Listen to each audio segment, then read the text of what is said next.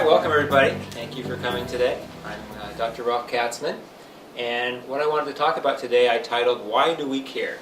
A Digestive Health Specialist. And the short answer for that is I'm going to talk about colon cancer screening and colon cancer surveillance. And we'll say why we care because it's actually something we can really do something about, which is really, really important. There's all sorts of excuses of why people don't want colonoscopies. And I'm sure that you've made a lot of those excuses yourself. Think about it. I don't need a colonoscopy. I don't have the time. I don't have the money for a colonoscopy. I'm afraid of the pain. I can't drink the bowel prep solution. I don't have any symptoms. I don't have any family history of colon cancer.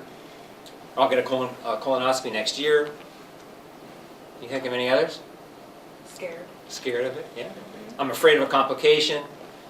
I don't want a doctor putting a camera up my butt. No, you've heard it all. Or I won't get colon cancer, not me.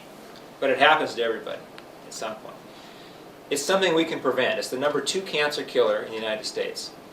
It's preventable by colonoscopies, and it's curable if detected at an early stage. The lifetime risk of colon cancer is 5 to 6%. So 1 out of every 16 or so people will end up getting colon cancer at some point in their life. And 143,000 new cases will be diagnosed this year in the United States. Risk factors, men and women get them equally. It's generally a disease of older people, over age 50. And that's why our general screening protocols will start screening at age 50. Now, if you have a family history, we'll be screening earlier, or certain diseases. But in general, it's a disease of people over age 50. What increases your risk? A personal history. So if you've had a cancer before, particularly a colon cancer before, you have a higher risk of another one. If your family members have had colon cancer, particularly a first-degree relative having one under age 60, so first-degree being a brother, sister, parent, that'll double your risk. So instead of, say, a 5 or 6%, it's a 10 or 12% risk of getting colon cancer. So those people are monitored much more closely. There are rare genetic disorders that can increase one's risk of colon cancer. And inflammatory bowel disease, so if you have chronic inflammation throughout your colon for many years, like an inflammatory bowel disease, the ulcerative colitis and Crohn's disease patients, they have significantly higher risks. And so we do much more frequent colonoscopies on those patients.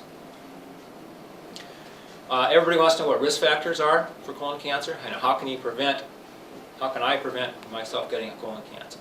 And a lot of that's not well known because a lot of it is genetic. But what can you do? Well, there are probably some dietary factors. Red meats probably increase the risk of getting colon cancer. Processed meats and even grilled meats might increase one's risk of colon cancer. High fiber diets, at least in general populations, are felt to decrease one's risk of colon cancer. And inactivity increases one's risk, obesity, and the other things that increase a lot of cancer risk, smoking and alcohol, are even associated with higher risks of colon cancer. So there's a lot of things you could do to control your risks of getting colon cancer. What should you worry about? What kind of symptoms can alert one to getting colon cancer? Most people have none. They may have no symptoms at all, which is why we do a lot of screening for this. If the colon cancers or polyps are small enough or early enough, you may not have anything. But if you notice a change in your bowel habits, blood in the stool, abdominal pains of any location in the abdomen or any type, if you have a blood test and your doctor detects anemia or low iron levels in particular, if you have a weight loss, those are things to consider that could alert one to colon cancers. All right, so a colonoscopy. Importance of screening is that we can remove polyps before they become a cancer. So colon cancer starts off as a polyp, which is like a mole in the colon. And if you take it off at an early stage, prevent the growth, and you can prevent colon cancer by doing that. It's important if you to catch these colon cancers early, even before they become a cancer. But if they become a cancer, if you detect these early enough, the survival is much better at an earlier stage. So for instance, what we call a stage 1 disease, which is just not infiltrating the wall of the colon, 74% 5-year survival. But if you go to a stage 3, which is where the lymph nodes are involved, you're down to about a 28 to 73% survival after 5 years. And if you have stage D, which are the metastases, which is usually to the liver, then you're down to about a 6% 5-year survival. You can see it's important to catch it both before it becomes a cancer or certainly an early stage cancer. So what are the recommendations? Generally, we begin screening at age 50, like I had mentioned. There are certain populations where we want to screen earlier. African Americans have a higher risk of colon cancer and usually more serious disease when they do get it. So generally, the recommendations from the societies are now to begin screening at age 45 in that case. If one has a family history of colon cancer, first-degree relative before age 60, it's wise to start at age 40 with your screenings, so it gets significantly earlier.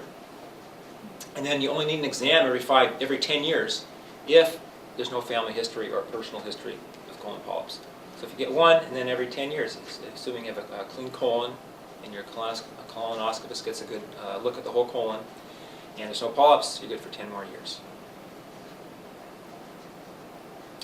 Colonoscopy is the test that we do most at digestive health specialists, but there are other tests that are used to screen for colon cancer. A lot of the primary care physicians will use stool hemocults on a yearly basis. Those tests have improved. They now use immunochemical testing, and so if you do that perhaps every year, test for occult blood in the stool, and then proceed with colonoscopy. If any of those are positive, that's a decent way to go. In the past, we used to use more flexible sigmoidoscopies, which are the short exams. So it's the same concept of a fiber optic endoscope, but it really only looks about maybe a third of the colon. So you're missing a lot of the colon. So it's certainly not as thorough an exam, and it's not used much anymore for primary screening purposes. CT colonography, that was the CT scans that came out in the press you may have read about quite a bit ago.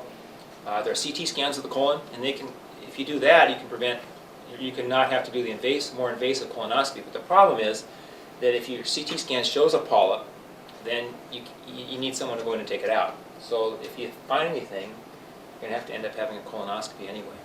And with these CT colonographies, you still have to have the bowel prep to get your bowels cleaned out. And if there is a polyp, like I said, you have to have a colonoscopy. And with those, you usually have to have air inflation in the colon also.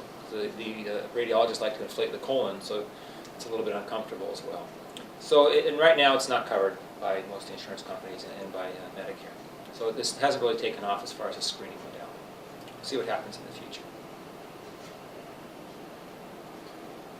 Everybody awake? Any questions? No? You're good? All right. So one of the important things, certainly in digestive health specialists, we want to be able to do quality colonoscopy.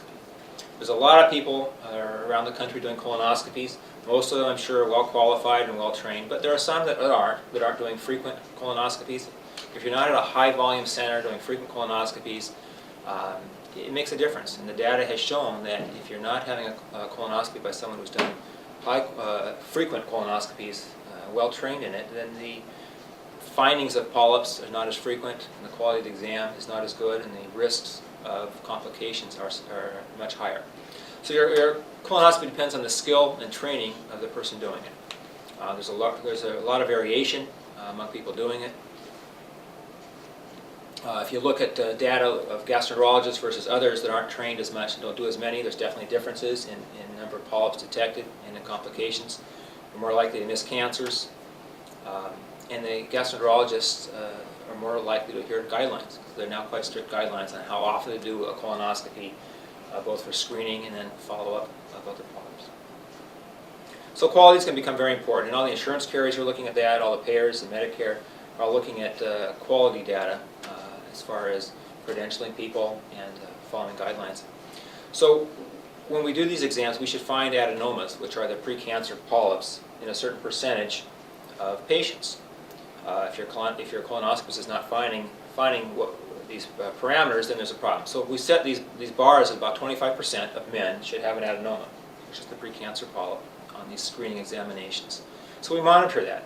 All the physicians, the digestive health specialists, know that they're at above this 25% rate for finding adenomas in men, and we publish that. And in women are a little less likely to have polyps, so the threshold for them is 15%. So we want to make sure that we're all finding 15% of women with adenomas or higher. And we're all significantly higher than that, but that's sort of the baseline level I set it at. Other quality matters to make sure we're all doing quality exams include withdrawal time. when we put the endoscope in the rectum and advance it to the cecum, we tend to then withdraw and clean the colon out as we come out. And we carefully look around all folds, suction any fluid or material out. And we want to make sure that we're spending time looking at all the lining of the colon. So we want to make sure it's 6 minutes is sort of in the defined time it takes at least to get a decent exam of the colon. So we always spend at least 6 minutes taking the colon out, looking around, and taking any polyps out. And then we document that as well. We tend to document where we are in the colon, take pictures. So the cecum has cecal landmarks, typically the appendiceal orifice and the ileocecal valve. So we photograph that, and we photograph usually a retroflex view in the rectum so that we don't miss lesions in the very beginning of the colon, which is an area that can be easily missed. And then we make sure that we get to the cecum.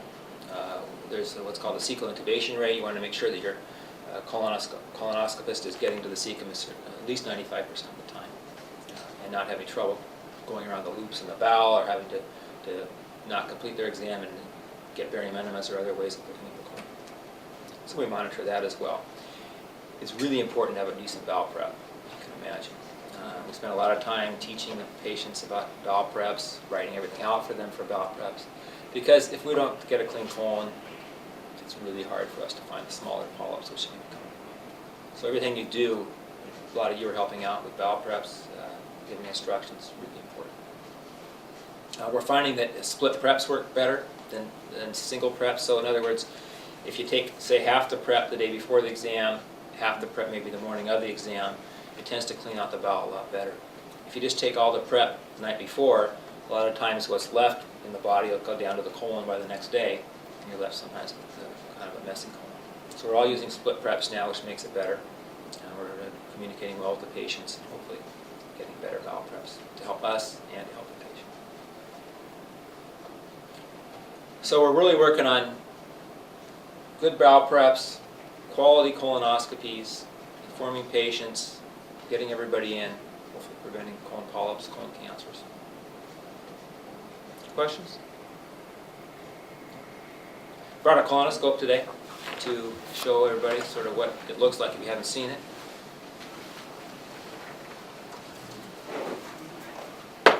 What do you got? You want to show it? Sure. So this is the colonoscope, and this is the actual part of the scope that goes into your colon. And right here, this is plugged into a machine that is going to take the pictures and let the doctor view the whole procedure on the screen.